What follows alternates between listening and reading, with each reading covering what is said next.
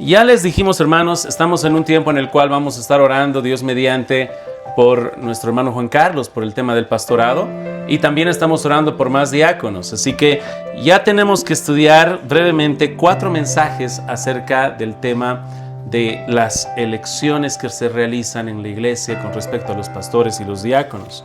Así que, si pueden acompañarme ahí en el capítulo número 3, en el verso número 14, todo esto que está escribiendo Pablo lo escribe a Timoteo, ¿ya? Por eso es 1 Timoteo. Timoteo en ese momento está en la iglesia de Éfeso, está poniendo en orden las cosas, ha habido mala doctrina, ha habido líderes, maestros que se han apartado de la sana doctrina. Y esta es la instrucción, verso 14, este es un verso clave para lo que es el estudio de este libro.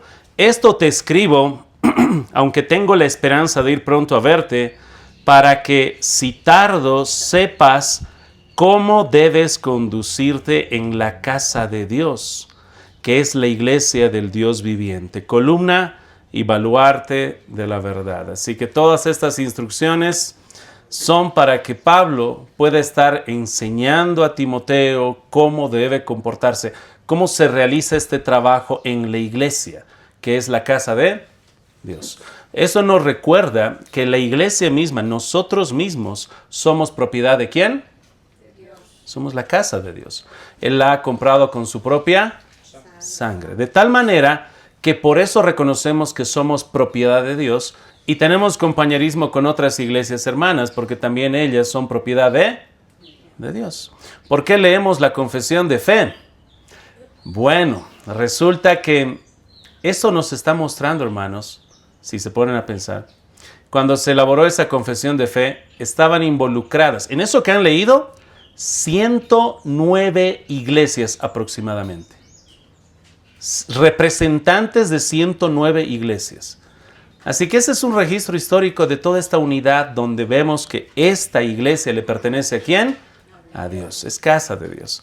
Así que hoy vamos a estar hablando, es en sí todas estas semanas, vamos a hablar de quién elige al pastor. Obviamente la respuesta más obvia es Dios, pero ¿cómo lo hace? ¿No? Porque si yo te pregunto, ¿cómo es de que tú escoges a tu esposa? Dios la escogió. Ok, pero ¿cómo? No vaya a ser que te suceda como en una ocasión alguien me comentó que él era joven y se sentó y dijo, Señor, la chica del club de jóvenes que se siente al lado de mí, con ella me casaré. Y eso es lo que hizo. Hermanos, no es así como Dios obra para mostrarte las cosas. Dios es el que escoge los pastores, pero ¿cómo? Así que durante estas semanas vamos a estar viendo, el día de hoy vamos a ver cómo tenemos que realizar una examinación del llamado. La siguiente reunión que tengamos, la examinación del carácter, que es lo que vemos también en 1 Timoteo 3 y en Tito capítulo 1. Luego vamos a ver una examinación doctrinal. Estos candidatos tienen que tener una sana doctrina. Y finalmente una examinación en unidad, donde hablamos acerca de cómo la iglesia, bajo una unidad, da una elección para escoger estas autoridades. Así que hoy vamos a hablar acerca de la examinación del llamado. ¿Está bien? Así que quisiera primero que se puedan enfocar en lo siguiente. Cuando hablamos de examinación, cuando hablamos de probar algo, vamos a ver un texto que es muy importante. Si ustedes pueden ver en 1 Timoteo capítulo 3, hemos leído, pero tengo que repetirlo. Verso 10. Estos también sean, ¿qué dicen? Sometidos a prueba primero. Y recuerda que dice estos también. O sea, estaba hablando de los diáconos, al igual que los obispos. Tienen que ser sometidos primero a prueba, a examinación. La palabra griega que está utilizándose aquí es una palabra que se utilizaba bastante para probar incluso si las monedas que te daban de oro eran genuinas o no. Necesitas una correcta examinación. En sí ahora creo que algunos de ustedes conocen cómo reconocer billetes falsos, ¿verdad? ¿Sí o no? ¿Sí? ¿O hago la prueba después? Sí, el hermano ya está diciendo la prueba que me dijo mi papá. Papá, ¿cómo sabes que el billete es verdadero? Y mi papá, cuando yo era niño, me dijo, tú agarras el billete y lo azotas así. Y si se despeina, es falso. Y yo le creía. Era muy pequeñito. Y saben, hermanos, hay diferentes maneras. pero jamás debes confiarte. Yo creo que al igual que yo, si tú vas al banco y sacas dinero, más vale que cuentes.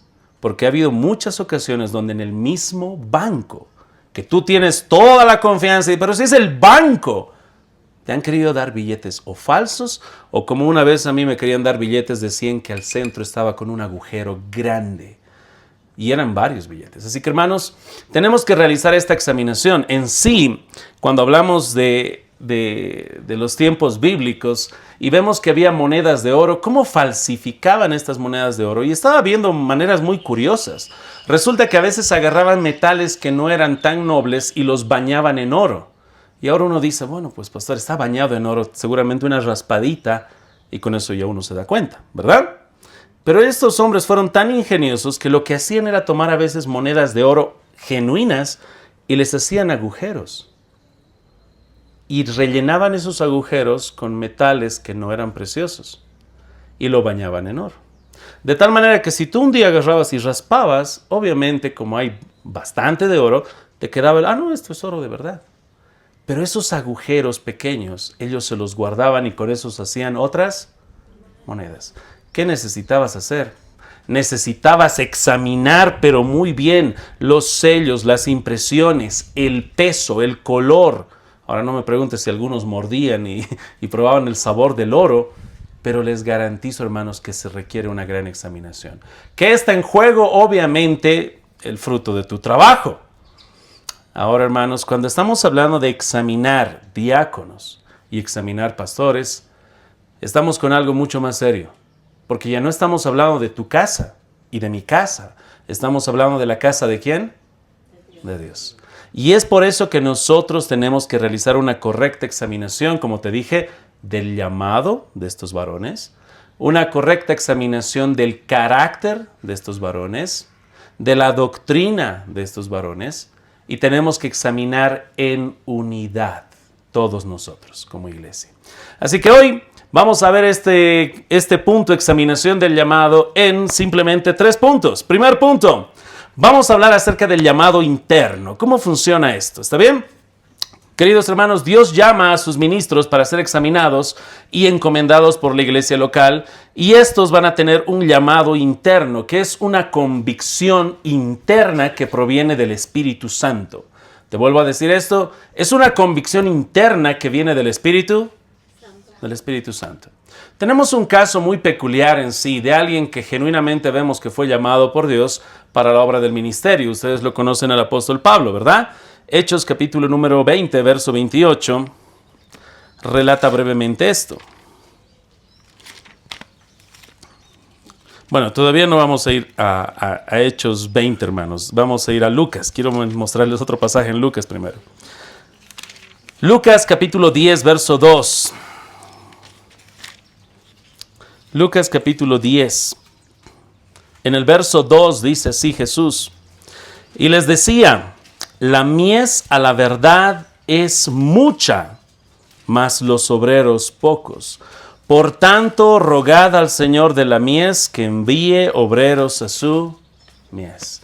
Entonces ahora vas a tener, hermano, que es Dios el que va a enviar obreros a su mies.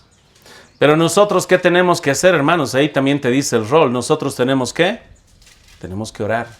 No solamente orar, tenemos que rogar y clamar. Estos varones que son llamados para el ministerio, hermanos, son un regalo que el Señor nos da. Y tenemos que orar para que el Señor provea a estos varones. Y es por eso que aquí el texto es muy claro. Rogad al Señor de la mies que envíe obreros a su mies. Es el Señor, hermanos, que va a poner esta convicción en estas personas. Dios es el que los va a llamar. Hechos, ahora sí vayan, Hechos capítulo 20, verso 28, aunque todavía no vamos a hablar de Pablo. Pero ahí se está mencionando algo muy curioso. Pablo en Mileto les está diciendo esto a los ancianos de la iglesia de Éfeso.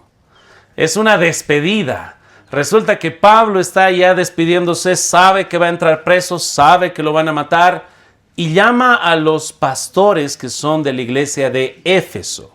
¿Recuerdas? Primera de Timoteo fue escrita a Timoteo, y Timoteo ¿dónde estaba? En Éfeso. Ahora, de manera muy curiosa, en Hechos capítulo 20, manda llamar a los ancianos de la iglesia de Éfeso, y esto es parte de lo que les va a decir. Verso 8, verso 28, Hechos 20, 28, les estoy haciendo ojear. Por tanto, mirad por vosotros y por todo el rebaño en que el Espíritu Santo os ha puesto por obispos para apacentar la iglesia del Señor, la cual Él ganó por su propia sangre. Muy bien. Entonces, ¿quién los ha puesto ahí como pastores, como obispos, como ancianos? Dice, el Espíritu Santo los ha puesto. Pero cuando hemos leído la instrucción de Pablo a Timoteo, que estaba en Éfeso, Timoteo tenía que supervisar que la iglesia escoja a estos candidatos que cumplan el carácter, la doctrina que tenían que tener. Así que tú ya vas viendo cómo va funcionando todo esto. Es Dios quien llama, es Dios el que coloca a través de su iglesia local que evalúa y examina a estos candidatos. Ahora, cuando hablamos de este llamado, hermanos, lo regular es que este llamado va a estar viniendo a estas personas y van a tener un tiempo de capacitación. No es de que son llamados y en ese instante directamente van. Un ejemplo claro que les estaba por dar era el caso de Pablo, que fue llamado cuando estaba yendo camino a Damasco. Él estaba yendo a perseguir a los cristianos y resulta que se encuentra con Cristo mismo, ¿verdad? Y ahí él es llamado para ser apóstol a los gentiles. ¿Pero qué hace en ese momento? Él empieza a predicar. Él empieza a predicar en Damasco, él regresa a Jerusalén, predica en Jerusalén, luego se va a Tarso muchos años, se queda allí, pero no lo ves haciendo giras misioneras como un apóstol a los gentiles todavía. En sí, más adelante, cuando ya tenemos en el libro de Hechos, si me acompañan brevemente, Hechos capítulo número 14,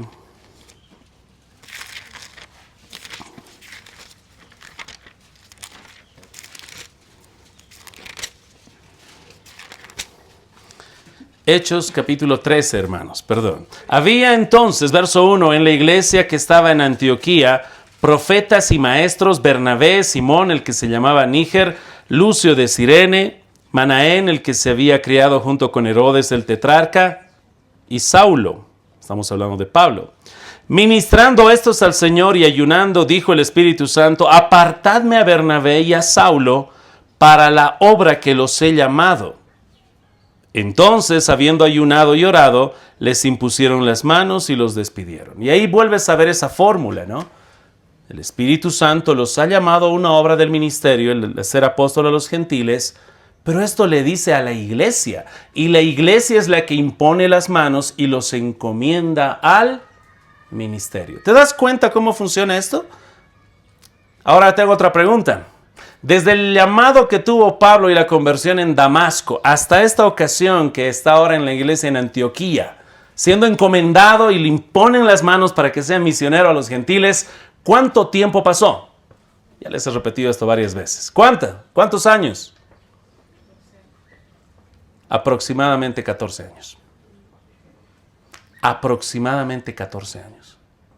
Y esto es algo muy importante, hermanos, porque desde el momento que a veces tenemos ese llamado, tenemos que comunicar a la iglesia local, a las autoridades, para una correcta capacitación. En el caso de su servidor, esta no es una regla, pero en el caso mío, cuando yo recibí ese llamado y esa convicción de trabajar de entero para la obra del Señor, la primera decisión que tomé fue, tengo que viajar a capacitarme. Y fuimos con Alejandro hasta Argentina para poder estudiar. Y luego regresé a la iglesia y seguí sirviendo acá como oveja, ¿no? Bajo sujeción. Pero sí, hermanos, hay un momento en el cual Dios va a poner una convicción, pero hay un tiempo de espera. Ahora, en el caso mío, desde el momento de mi conversión hasta que estuve como pastor, pasaron aproximadamente 6 años. Pero esto les digo, hermanos, porque a veces la lucha que se tiene con algunos candidatos es esta, ¿no? Hay dos luchas. Una es cuando tenemos personas que tienen el llamado, pero son rebeldes a su llamado.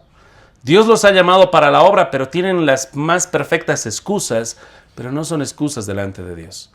y van a vivir en rebeldía y van a vivir en miseria el resto de su vida porque Dios los ha llamado y están viviendo en rebeldía, como Jonás, que Dios lo manda a predicar a Nínive y él no predica.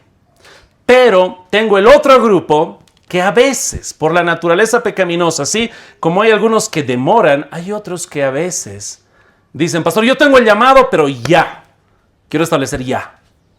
Pero hermano, hay que tomarnos un tiempo, hay que esperar, capacitar, hagamos una evaluación, avisaremos a la iglesia.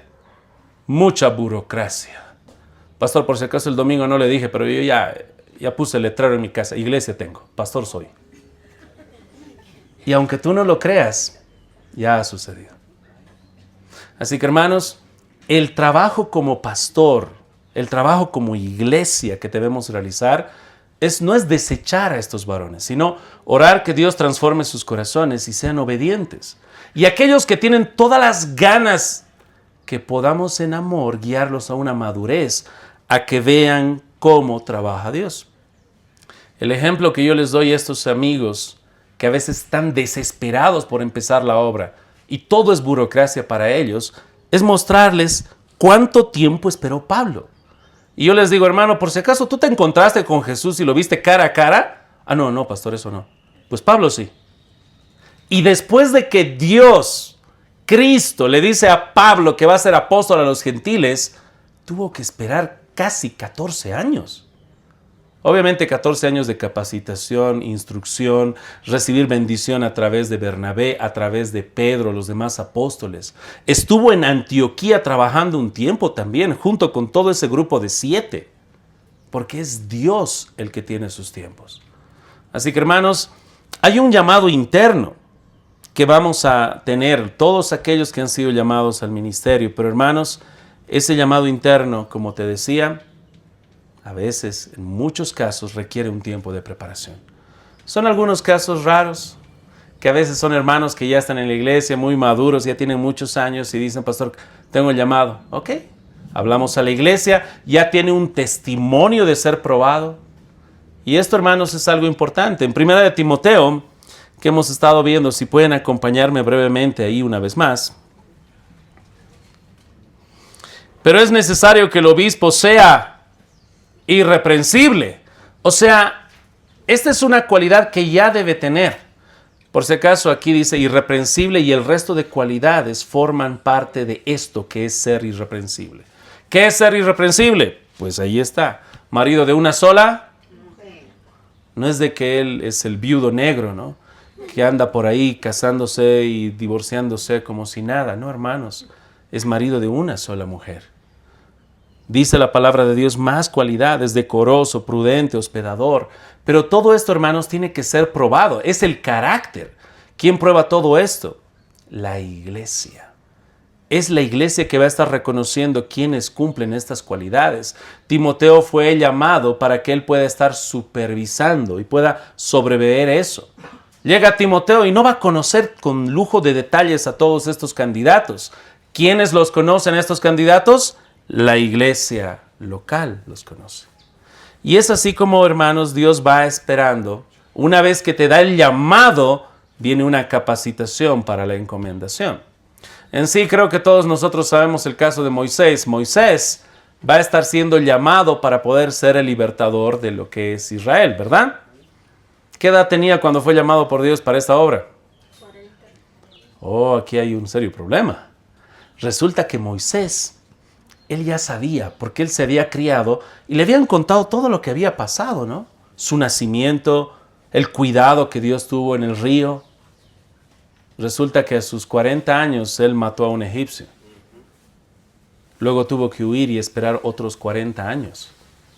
A sus 80 años, estando pastoreando ovejitas, vio la zarza ardiendo y que no se consumía. Y ahí es donde Dios le dice, irás a Faraón y le dirás, deja ir a mi pueblo. Jehová dice eso. Y él es obediente. ¿Cuántos años tenía él? Así que tengo una pregunta. Tal vez hay algunos aquí, pero pastor, el llamado pues será para aquellos que tienen 20, 25 años, ¿verdad? No sé, hermano. A Moisés lo llamaron directamente a sus 80. ¿Cuántos años tienes tú? ¿Será que el Señor te va a llamar a la obra? Y tú tienes que estar dispuesto a obedecer el llamado de Dios.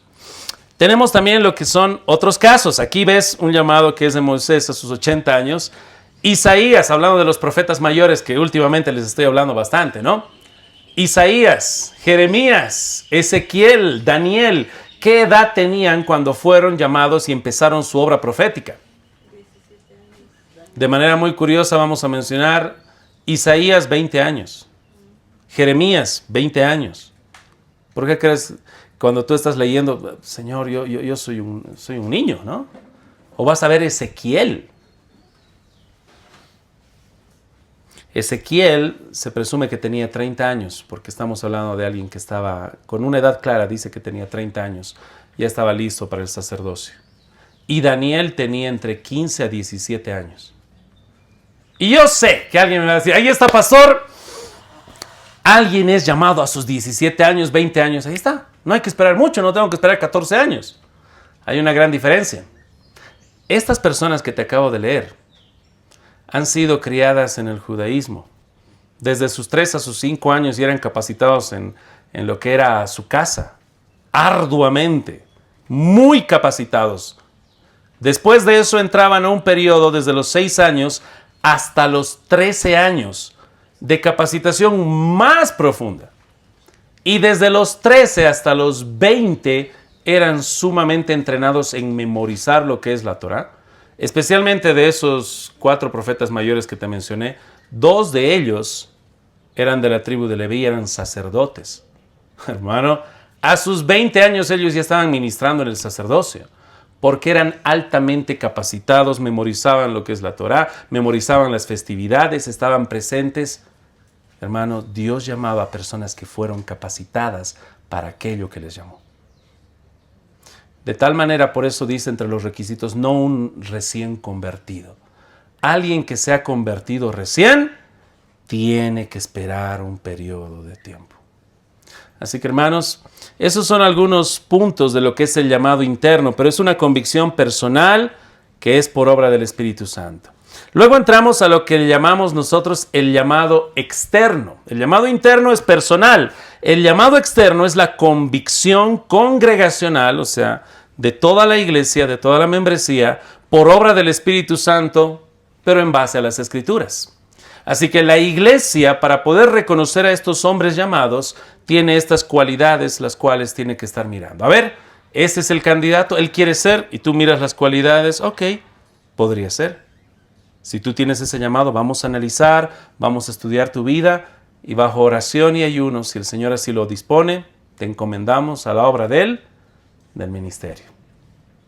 Así que, para esto, recordemos una vez más lo que dice la palabra de Dios en Hechos capítulo 13. Hechos 13 es muy importante, hermanos, cuando hablamos de la encomendación de Pablo. Dice, ministrando estos al Señor y ayunando, dijo el Espíritu Santo. Quiero que prestes atención a quiénes está hablando el Espíritu Santo ahora. Apartadme a Bernabé y a Saulo para la obra que los he llamado. ¿A quién está hablando el Espíritu Santo? Apartadme a Bernabé y a Saulo para la obra que los he llamado. Entonces, ahí está la obediencia. La iglesia, hermanos, habiendo ayunado y orado, les impusieron las manos y los despidieron. Así que, hermanos, ahí estás viendo una vez más ese patrón que es muy importante que podamos nosotros reconocer. Dice la palabra de Dios en Hechos 16.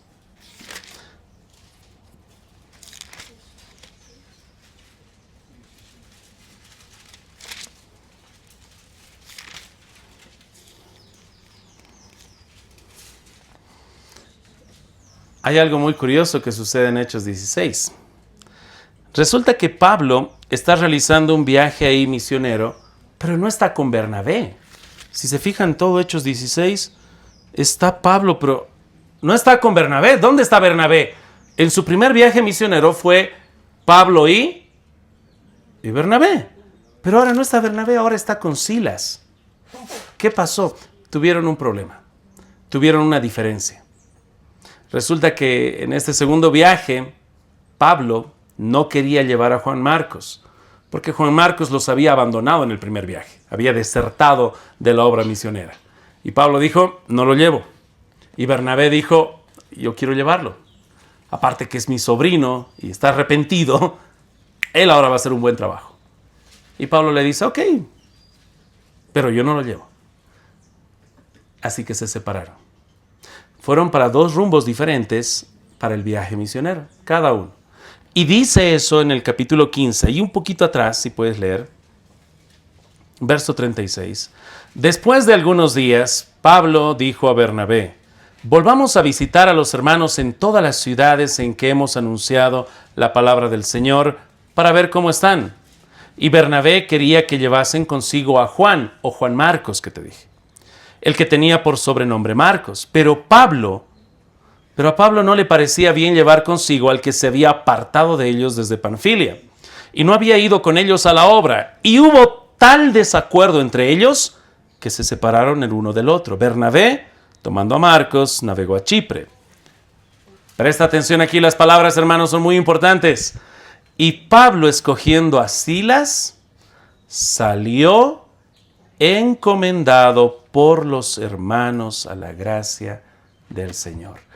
¿Quién es el que les ha encomendado? Los hermanos de la iglesia local. Así que volvemos a ver esta fórmula, hermanos, donde este llamado que se tiene siempre debe ser confirmado por una iglesia local. Dios no nos ha dejado huérfanos, nos ha dejado una iglesia a la cual nosotros debemos someternos. El andar en contra del orden de Dios es andar en rebeldía delante de Dios.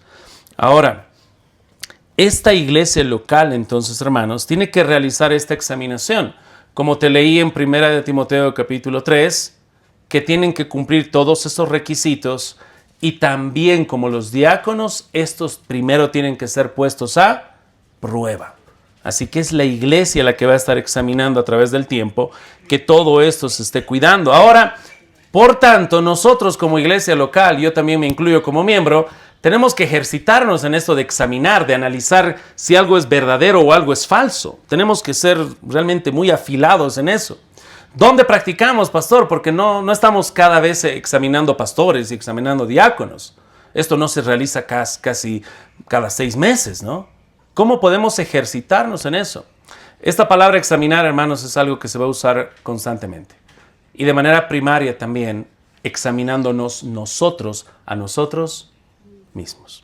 2 versos rápidamente. 1 Corintios 3:13 dice la palabra de Dios: la obra de cada uno será manifiesta, porque el día la declarará, pues por el fuego será revelada, y la obra de cada uno, cual sea, el fuego la probará. Así que nosotros ahora tenemos que ser muy sabios en poder discernir y examinar en nuestras vidas si algo realmente va a ser probado por Dios y va a pasar la prueba de fuego o no. Y el llamado de Pablo es eso. Te cuento que el Señor va a examinar incluso las intenciones del corazón. Así que hay que examinar bien lo que estamos haciendo. Si la obra que estás realizando no se va a quemar. Así que el Señor va a examinar eso. Presta mucha atención. Y 1 Corintios 11:28, que es lo que hacemos cada cena del Señor. Por tanto, pruébese cada uno así. Es la misma palabra griega. 1 Corintios 11:28. Por tanto, pruébese cada uno a sí mismo y coma así del pan y beba de la... ¿Qué estás haciendo? Tienes que examinarte a ti mismo. Así que esta examinación es algo que la iglesia va a estar buscando hacer constantemente, hermanos. Es el trabajo que nosotros tenemos que realizar como iglesia local a estos candidatos. Hay personas que van a tener ese llamado interno y la iglesia local tiene que examinar si están cumpliendo estas cualidades. Y hemos estado hablando ya. Un día estaba en un surtidor y me dieron un billete falso. Yo estaba muy enojado, pero por si no sabían, mi esposa sabe muy bien, yo soy muy tímido. Yo sé si hubiera habido otro amigo, hubiera ido con el billete falso de donde estaba, iba a reclamar. Yo tengo amigos que tienen otro carácter. Yo vi a uno que llamó por teléfono y por un mensaje de texto de 20 centavos que no llegó, llamó por teléfono a quejarse. No ha llegado mi mensaje. Y la operadora, yo escuchaba cómo le vamos a devolver sus 20 centavos. Yo no quiero los 20 centavos. Yo me he perjudicado. Y yo decía, ojalá una chispita de eso me haya caído a mí. Me dieron 100 bolivianos falsos y yo estaba en mi auto manejando, renegando y manejando y dije, voy a volver. Y resulta que para no engañar a nadie, doblé el billete y lo guardé en mi billetera, pero no vaya a ser que le dé a alguien. Y un día, sin darme cuenta, ese billete lo usé, ese billete falso, en el mismo surtidor. Porque me quedé sin gasolina, sin dinero. ¿Y aquí dinero? Y le pagué y me fui. Dije, pero le pagué con el mismo billete que me pagaron. Ahora, podemos renegar y molestarnos. Me engañaron en una camisa que no era original, o me engañaron en una joya de oro que no era original, o me engañaron en un billete. Pero ¿qué pasa si es un ministro, un diácono o un pastor que la iglesia no examina bien? Los primeros que van a estar pagando las consecuencias son ustedes mismos, nosotros. Nosotros vamos a pagar esas consecuencias. Y es por eso que no estamos simplemente a cumplir aquí y tener... Hermanos, necesitamos 3 pastores para el año. Así que escojamos, ¿no? Como pipocas. Hermanos, tenemos que ser muy cuidadosos. Tenemos que velar que se estén cumpliendo estas cualidades. Y eso es un trabajo, hermanos, que la iglesia tiene que realizar con mucho, mucho cuidado y con mucha atención. Vámonos de nuevo, hermanos, a Timoteo, porque tengo que hacer énfasis en las palabras que están escritas allí. No es algo que la confesión dice, no es algo que el pastor Ángel se inventa. Palabra fiel, si alguno anhela, y ahí te habla del deseo, ¿no? Ese llamado interno, yo anhelo ser pastor. ¿Qué dice la Biblia? Si alguno anhela el obispado, buena obra desea. ¡Qué bien! Me alegro que desees eso. Y aquí vienen los requisitos, pero es necesario. Y hermanos, esta palabra es muy importante. Este es un requisito clave. Dice, es necesario.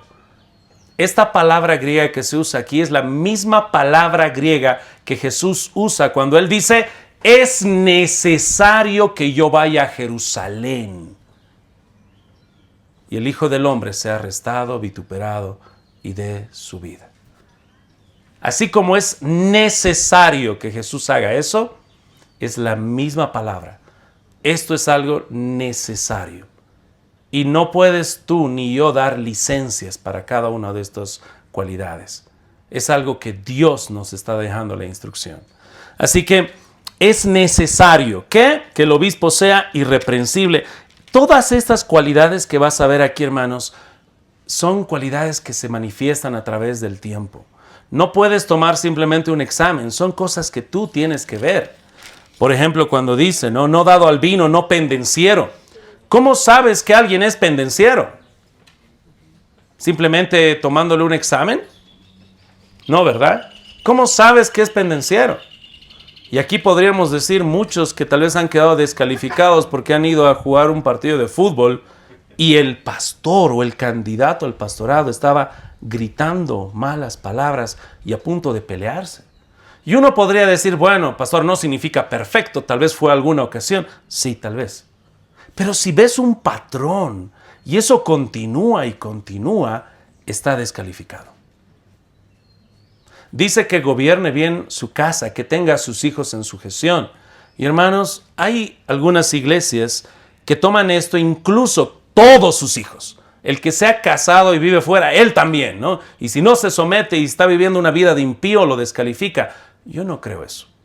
Yo creo que aquí está hablando de todos sus hijos que están bajo su techo. Pero hermanos, no puedo mentir tampoco. Y no puedo decirte, no, si está bajo su techo y su hijo es un rebelde y realmente no se somete y anda en un pecado inmenso, le perdonaremos porque no, es que es muy bueno, es que ha pasado mucho tiempo. Querido hermano, no. Yo estoy casi seguro que si te dan un billete falso en el surtidor ahorita de 200 bolivianos y tú te vas a ir a quejar y te digo, no te quejes, el que te dio ya era muy viejito. No, pero era muy buena gente. Te ha dado el billete sonriéndote. No importa. Hay cosas que por más de que sea muy bueno o muy mayor, o por más de que tengas mucho cariño, bíblicamente es necesario que se cumplan estas cualidades. Y es algo que nosotros tenemos que respetar, hermanos. Y en la palabra de Dios se enfatiza mucho esto. Dice la palabra de Dios, verso número 7, también, esta palabra también, después de dar todas estas cualidades que la iglesia tiene que velar, también es necesario que tenga buen testimonio de los de afuera. O sea, todo lo anterior era el buen testimonio de los de adentro, de los de la iglesia. Pero también tiene que tener un buen testimonio para los de afuera. Obviamente estamos hablando de la ley moral, no tiene que ser algún pecador que tenga un mal registro, ¿no? Y el verso 10, como les leí, y estos también sean sometidos a prueba primero. Esto es algo, hermanos, que vamos a ver. Es la iglesia la que va a estar verificando este llamado de aquellos que dicen que tienen el llamado interno. Ahora tengo una pregunta y aquí vamos a entrar en un poco de polémica, ¿ya? Trato de tomar los temas de polémica con mucho cariño y mucho amor, porque tenemos amigos de otras iglesias que los queremos, ¿está bien? Los amamos mucho, podemos charlar, hasta podemos debatir, siempre y cuando que sea con un espíritu fraternal, podemos hasta tener debates. Pero hay una pregunta que tengo que hacer que me parece un poco ridícula, pero debo hacerla porque algunos de estos amigos enseñan esto. La pregunta es, ok, pastor, entonces hay un llamado interno y el llamado externo que la iglesia tiene que examinar y verificar, ¿ok? La pregunta es, ¿y quién es la iglesia? Cuando dice iglesia, ¿a quién se refiere? Y tengo que entrar a este punto, porque hay algunas iglesias amigas que van a decir, cuando dice que obviamente todo esto que la iglesia tiene, la iglesia no son los miembros. Ahí se refiere a los oficiales. Nosotros, los pastores y diáconos, nosotros somos esa iglesia que examina. Ustedes, miembros, no. Vamos a Mateo capítulo 18. Este fue el texto que ellos usaron para hablar acerca de esto, que me cuesta entender que puedan tomar esta convicción. Mateo capítulo 18 de la Biblia, creo que es más algo que ellos quieren hacer y simplemente buscan un argumento bíblico, pero no es sólido. Mateo 18, dice así el verso 15. Por tanto, si tu hermano peca contra ti, ve y repréndele estando tú y él solos. Sabemos eso. Si te oyere, has ganado a tu hermano. Muy bien. Así que cuando hay alguien que peca contra ti, ¿qué tienes que hacer? Hablarle a solas.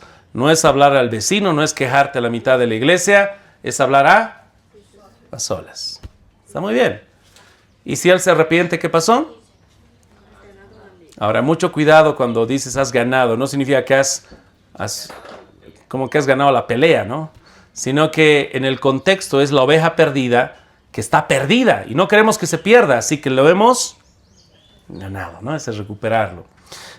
Pero si no se arrepiente, verso 16, mas si no te oyere, toma aún contigo a uno o a dos, para que en boca de 2 o 3 testigos conste toda palabra. Aquí es un cuidado doble, porque estos 2 o 3 testigos van a decir, sí, hermano, tienes que arrepentirte. O quizá al otro hermano le van a decir, no, hermano, lo estás acusando en vano.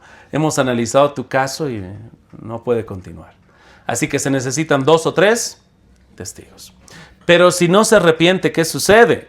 Si no los oyere, verso 17, si no los oyere a ellos, dilo a la iglesia. Y si no oyere a la iglesia, tenle por gentil y publicano. Y estos amigos de otras iglesias dicen, cuando aquí dice, dilo a la iglesia, y si no oye a la iglesia, se refiere a los líderes de la iglesia. Y la gran pregunta es, ¿de dónde han sacado eso? No hay un argumento sólido. La palabra griega que se usa aquí para iglesia es eclesía. Se usa solamente 2 veces por parte de Jesús.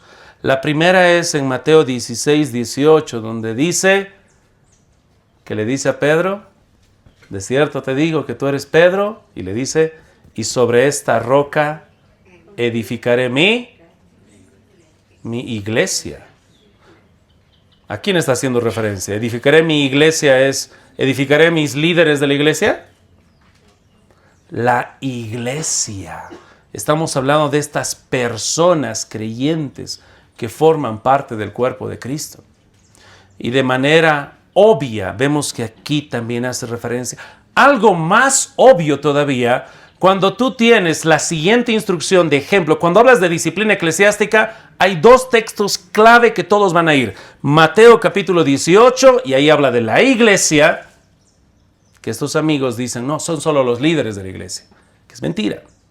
El otro texto clave, ¿sabes cuál es? Primera de Corintios capítulo número 5, cuando hay un hermano que ha caído en pecado, un pecado vergonzoso, y Pablo está llamando para reprenderles y que tomen acción y lo expulsen, lo que dice en Mateo capítulo 18. La gran pregunta que tengo para ti es esta. En 1 Corintios capítulo 5, cuando Pablo está dando esas instrucciones, ustedes ya tendrían que haberlo echado. ¿A quién le está hablando? ¿A los líderes de la iglesia o a la iglesia?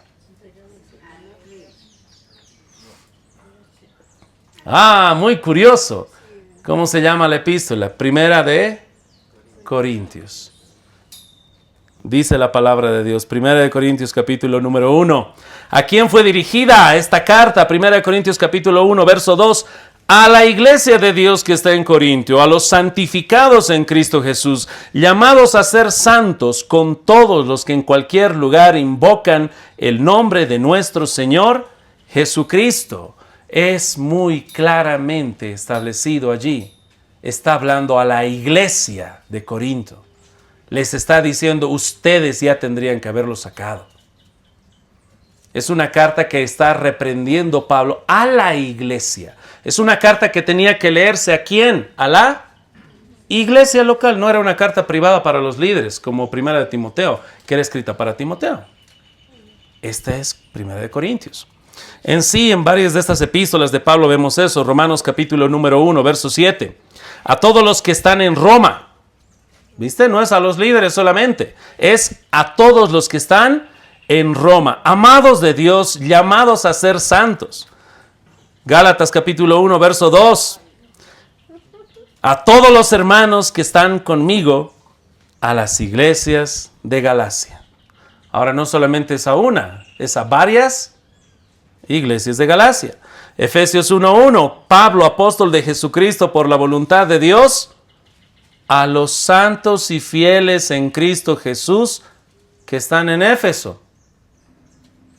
No es solo a los líderes, es a todos los santos que están en Éfeso. Filipenses 1:1, mucho más claro. Si con todo eso no te ha quedado claro, Dios por su pura misericordia te mandó Filipenses 1:1. Pablo y Timoteo, siervos de Jesucristo, a todos los santos en Cristo Jesús que están en Filipos. Y ahí se para, con los obispos y diáconos. ¿Viste? No es solo a los líderes, es a toda la congregación de esta región. Y a sus obispos y a sus diáconos que los incluye. Colosenses, capítulo 1, verso 1. Pablo, apóstol de Jesucristo, por la voluntad de Dios, y el hermano Timoteo, a los santos y fieles hermanos en Cristo que están en Colosas. No es solo a los líderes. Ahora, entonces, pastor, ¿por qué ellos lo toman solo para los líderes? Y yo te voy a decir una de las razones pragmáticas que creo por qué lo hacen. Y te voy a decir por qué. El temor que muchos tienen es qué pasa si es la iglesia la que los va a aprobar y la iglesia se equivoca. Así que para que no se equivoquen, mejor nosotros decidiremos, ¿no?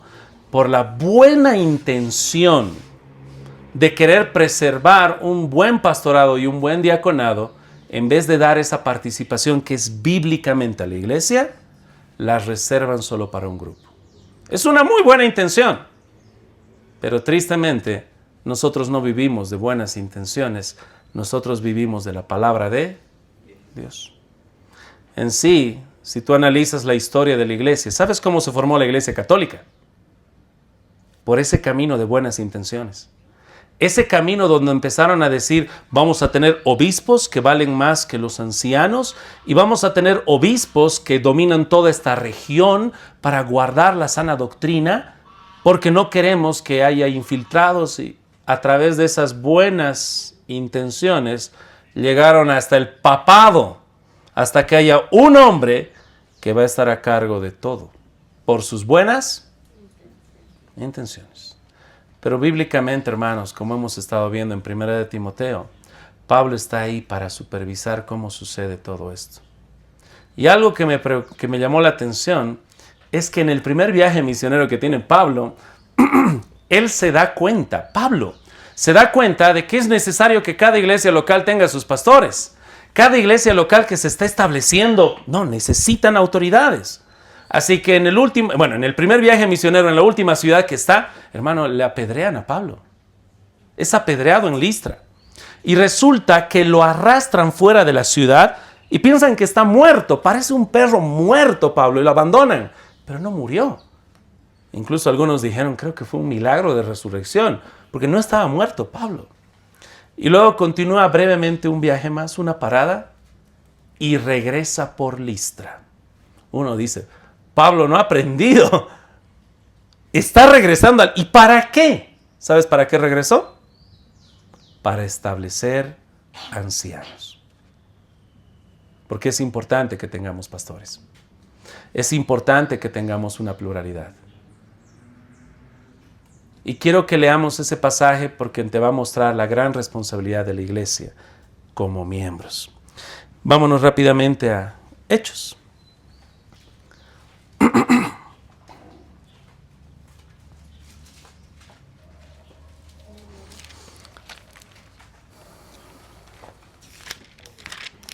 Ahora yo les alcanzo, hermanos. Denme un segundito.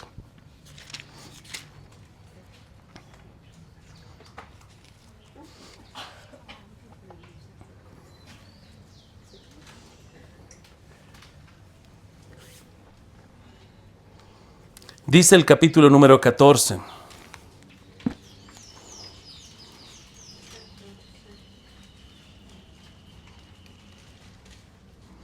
Verso 19. Entonces vinieron unos judíos de Antioquía y de Iconio, que persuadieron a la multitud y habiendo apedreado a Pablo, le arrastraron fuera de la ciudad, pensando que estaba muerto, pero rodeándole los discípulos, se levantó y entró en la ciudad. Y al día siguiente salió con Bernabé para Derbe. Y después de anunciar el evangelio en aquella ciudad y hacer muchos discípulos, volvieron a Listra, a Iconio y a Antioquía, confirmando los ánimos de los discípulos y exhortándoles a que permaneciesen en la fe y diciéndoles, es necesario que a través de muchas tribulaciones entremos en el reino de Dios. Hermanos, aquí, presten atención. Que el Señor abra nuestros corazones y nuestros oídos. Siguiente verso muy importante. Y constituyeron ancianos en cada iglesia. Hermano, en los detalles está la clave, como diría mi docente de matemáticas. Cada punto, cada coma, cada espacio, cada paréntesis es importante. Presta atención, hermano. Hay una gran diferencia entre que tú amas a Mario y amas a María, ¿no? Es una rayita entre la O y la A, pero una rayita que hace una gran diferencia. ¿Qué dice aquí? Y constituyeron ancianos. ¿Está en singular o en plural? Ancianos en cada iglesia. Hay una pluralidad, pero hay otro detalle más ahí. Ahí dice constituyeron, ¿verdad? La palabra constituir ahí en ese versículo, está haciendo referencia a lo que es una palabra que tiene composición. Son dos palabras que van a formar esta palabra. Es la palabra mano y levantar. Constituir aquí es el levantamiento de manos. La palabra griega que aquí se está utilizando es girotoneo, que está haciendo referencia al acto de levantar manos. Puedes buscar cualquier comentario, buscar lo que es tu interlineal. La inspiración divina es que los han constituido a través de ese levantamiento de manos. Hay una participación de la iglesia, de levantamiento de manos, donde ves una unidad y que la iglesia los reconoce como autoridad. Queridos hermanos, no es la confesión de fe que nosotros seguimos ciegamente. No somos fanáticos de ningún movimiento bautista. Nosotros buscamos agradar siempre a Dios y glorificarle.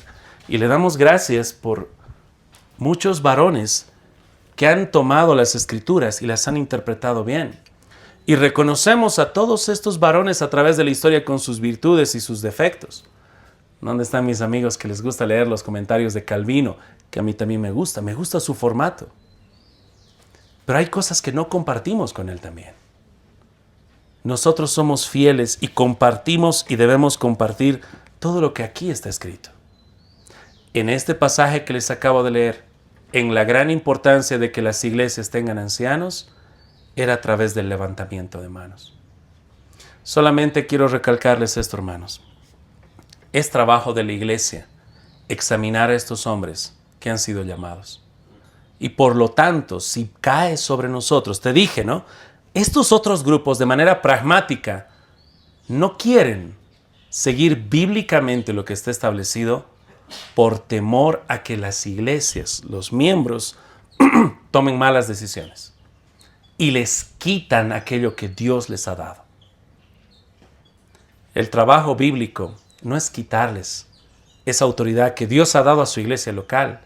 El trabajo que nosotros tenemos es capacitar a la iglesia local para que ustedes sean maduros, ustedes y yo, y escojamos esas autoridades según los requisitos que Dios pide.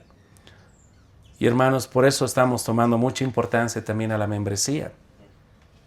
Que ustedes sean miembros, que ustedes sepan la palabra, que ustedes vivan la palabra, que primero nos examinemos nosotros, porque ese es el camino de la perdición. Primero ser una iglesia carnal, para luego tomar decisiones carnales y morir carnalmente en divisiones, y que obviamente el nombre de Cristo sea blasfemado.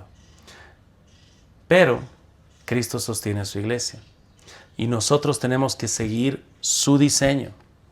Y como autoridades ahora lo que nosotros hacemos, así como Timoteo y Tito estaba llamado a hacer, supervisamos que se realice este proceso. Los pastores, los oficiales, estamos para sobreveer y decirles, queridos hermanos, esto es lo que estamos viendo, estos son los candidatos, examínenlos, van a realizar una votación, si vemos algo extraño también les decimos, pero es un trabajo en conjunto que nosotros realizamos. Y no es algo solo de nuestra iglesia. A través de los años y los siglos, esas 109 iglesias que te he estado hablando que han hecho la confesión de fe, también hacían eso. Va a haber variaciones con respecto a porcentajes de votación, si se levanta la mano, si se da papelitos, cosas secundarias. Pero debe haber una participación. Es lo bíblico y es lo que nosotros tenemos que hacer. Queridos hermanos, todo esto es para vida, para que al final Dios nos pueda dar más pastores, más diáconos y podamos crecer como iglesia. ¿Amén? ¿Saben qué quisiera un día? Si un día el Señor me permite y podemos tener más pastores, siempre ha habido algo que extraño mucho y podría hablar con nuestro hermano Abimael que está a cargo. Me gustaría enseñar un poco a los niños. Me gustaría trabajar de vez en cuando, una vez al mes, una lección para los niños. A mí me llenaría de mucho gozo. Y yo creo que también sería de mucha bendición para los niños. Y saben, hermanos, el tener un trabajo así, donde tenemos más pastores, resulta para beneficio de la iglesia, para instrucción, para trabajo. Hay muchas cosas, hermanos, en visitación, en estudio. Pero necesitamos más pastores. ¿De dónde vendrán esos pastores? Pastor, creo que en Ecuador hay un seminario. No, hermano. El primer lugar de donde vienen, ¿sabes dónde es? De acá. De acá. Yo sé que va a haber excusas. Pastor, soy muy joven, soy muy viejo, recién me casé. Querido hermano, el Señor llama a quien Él quiere. La otra vez me preguntó un amigo, ¿cómo es que te convertiste? Y no sé, últimamente me incomoda mucho esa palabra, como si yo me hubiera autoconvertido con una varita mágica, ¿no? Y el Señor convierte a quien Él quiere. ¿No viste a Pablo? Pablo, ¿a qué estaba yendo a Damasco? A matar y perseguir cristianos. Su libre albedrío le dijo, yo quiero ir a matar cristianos. Pero se chocó con el libre albedrío de Dios y Dios le dijo, no, te escogió para que sea apóstol a los gentiles. Punto. ¿Quién lo convirtió? Fue Cristo. Predicando allí, predicando allá, lo quisieron matar muy pronto. Así que hermano, sé muy sensible al llamado de Dios. Solamente te puedo garantizar algo, esta va a ser mi amenaza. Mi amenaza es esta. Si Dios te ha llamado al ministerio y no eres obediente, no me tienes que temer a mí. Tu mayor enemigo vas a ser tú, vas a ser el hombre más desgraciado, el hombre más miserable. La verdad es de que me compadezco de ti. ¿Te imaginas? Hasta un perro ladra porque es su rol para proteger su casa. Hasta un perro mudo estaría en contra de ti. Así que hermanos, si el Señor te ha llamado a capacitarse y a ser obedientes. Amén. Oremos. Señor,